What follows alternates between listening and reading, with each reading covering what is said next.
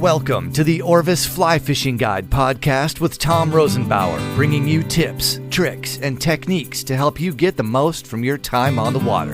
Here's acclaimed fly fishing author and lifelong fly fishing enthusiast, Tom Rosenbauer. Hi, and welcome to the Orvis Fly Fishing Guide podcast. This week's podcast is in response to a request from a listener. We love to have these requests from you because it makes it easy on me. I don't have to plan these things too far in advance. So keep those requests coming. This week's request was about fly reels, and this was a beginning fly fisher who wants some advice on how to buy a fly reel. Well, there's lots of good news out there in fly reels. There's probably never been as many great fly reels on the market as today, and there are many different price points, and there are many different places to get a quality reel. Of course, Orvis is one, and there are other great manufacturers like Ross, Abel, and Tybor that make some great quality reels. And the other good news is that a reel you buy today is going to be less expensive with better features and better quality than one that you had bought 10 years ago. The first thing that you have to decide when you buy a fly reel is capacity. Goes without saying that you have to have a reel that'll hold all of your fly line on it. In a lot of fisheries, a lot of circumstances, the reel is really a device for just holding the line when you're finished at the end of the day or when you're walking from spot to spot, and I'll get into those in a minute. But the reel has got to hold your fly line, and in many cases, the reel also has to hold a sufficient amount of material called backing. Now, backing is insurance. Fly lines are between 80 and 110 feet long. And there are fish like bonefish, tarpon, striped bass, tunas, some bigger fish, salmon, and steelhead that can pull 100 yards or more of line from your reel without you being able to stop them in any way, shape, or form. Breaking the tippet or even breaking your rod, trying to stop a steelhead that's charging down into the current is nearly impossible. So you've got to have this extra insurance in certain fisheries. And I'll talk a little bit in a minute about how much you need. But there are places that you really don't need any backing on your reel at all, other than maybe to just fill up the spool.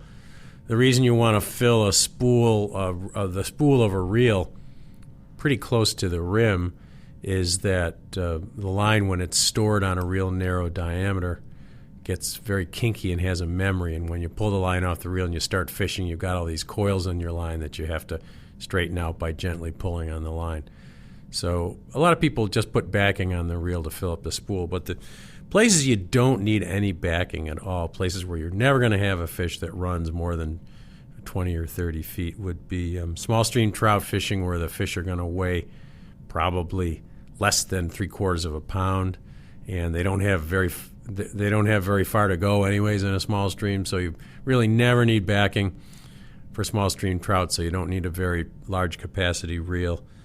If you're fishing for bass, particularly largemouth bass and panfish in ponds, these fish, they fight pretty hard, but they typically dive down in the weeds and don't run very far. So situations like that, you don't really need any backing on your reel.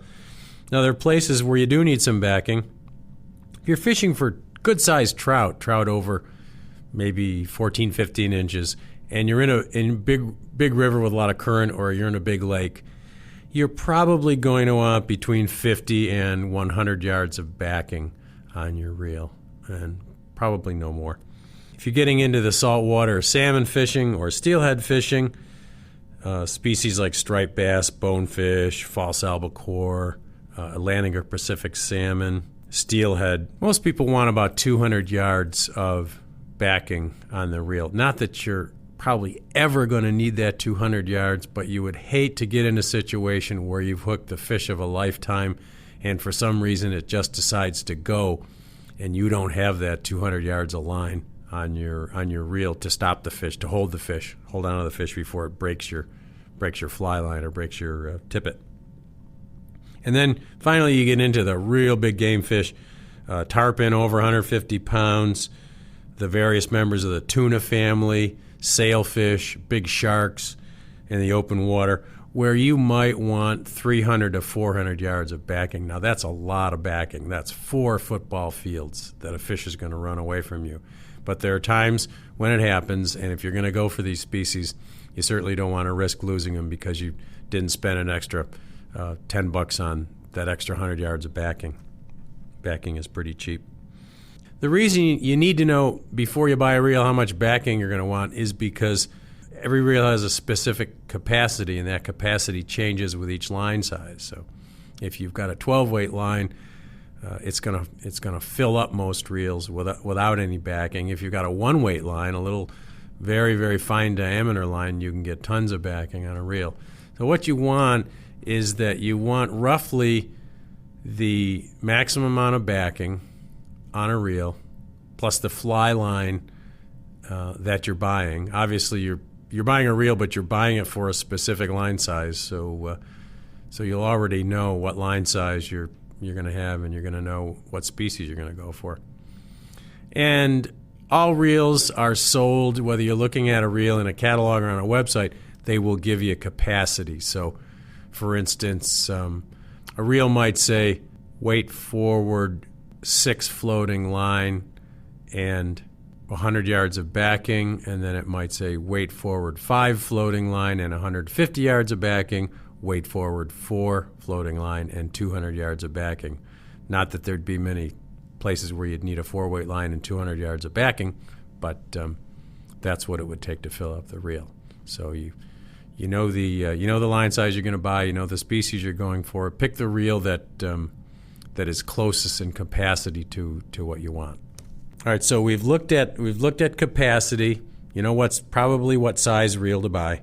Then you got to worry about the drag system in the reel. Well, you really don't have to worry about it. Nearly every reel on the market today has a wonderful drag system. Again, for things like largemouth bass and small stream trout, you don't need much of a drag because they're not going to pull much line off the reel. And I guess when I'm talking about drag, I should explain drag a little bit if you're new to buying a fly reel.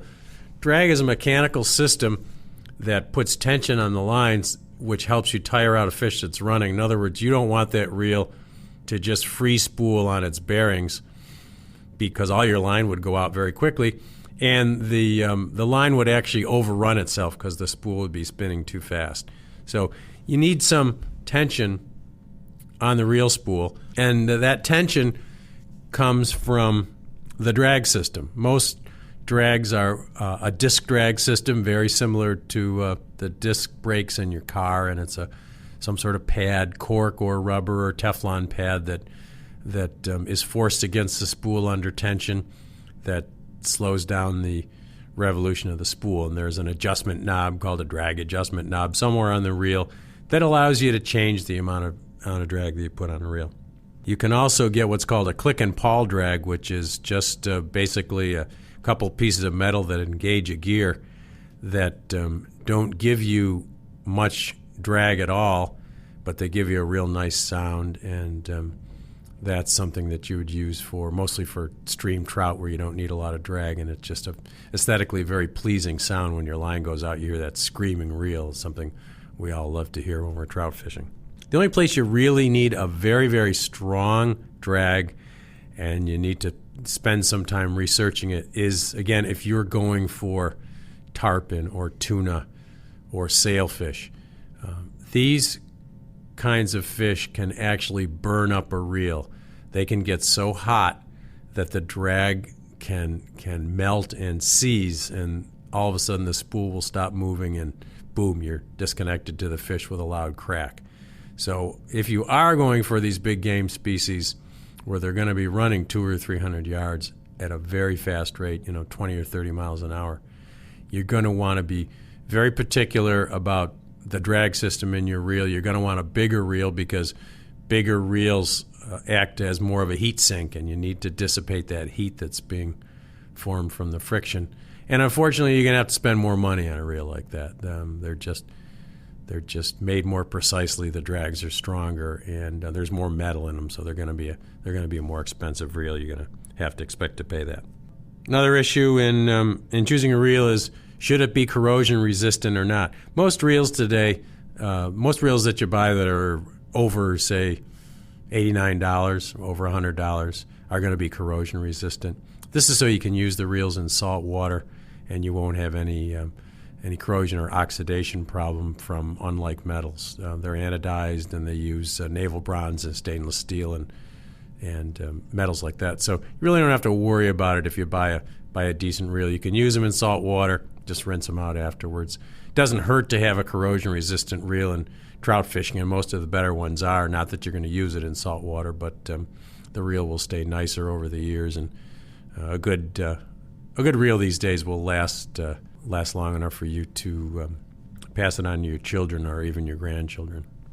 One of the big issues these days in buying a fly reel is, should I buy a regular arbor or a large arbor reel, or a traditional arbor? Traditional arbor reels have a very deep spool and a very small arbor. The arbor is the thing in the middle of the reel that you tie the line onto. And it's very small in diameter, and it spins very fast when you pull a line off, and also the line comes off fairly kinky when it comes off the reel because you're winding it around a smaller diameter. And when you retrieve line, if you have to retrieve 100 yards of line, you have to crank and crank and crank and crank and crank very, very quickly, and sometimes it gets pretty tiring. Now, why would anybody want a traditional arbor reel like this? Well, they're smaller and lighter, and if you're trout fishing in a small stream, you really don't want a reel with a great big diameter, and they're more traditional looking, so there are some advantages, mainly in size and weight.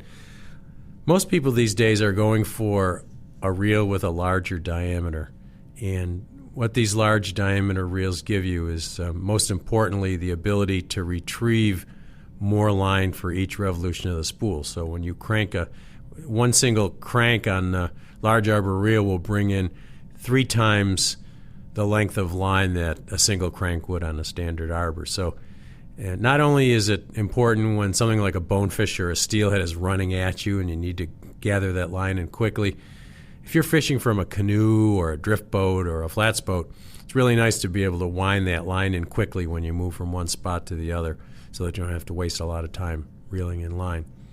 Another advantage of the large arbor reel is that the line comes off the spool in looser coils, so you tend not to have such a kinky, slinky-like arrangement of your fly line when you pull it off the reel.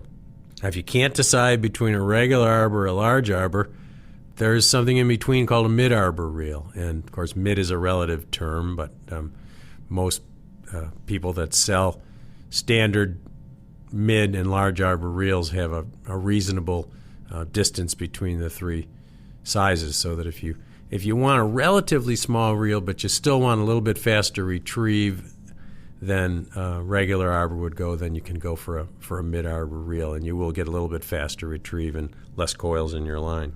So that's really about it in choosing a fly reel. I firmly believe that most of us use a lot more reel than we need, because fly reels are really fun. They're cool. A beautiful, well-made reel sounds good when you crank it, and when we have meetings here at Orvis and we sit around a product development meeting, if there's a reel on the table, you can guarantee that everybody's going to pick it up and crank it while we're trying to talk, just because it's fun to play with them. So, and the better reels look nicer, they sound nicer, they have better finish on them.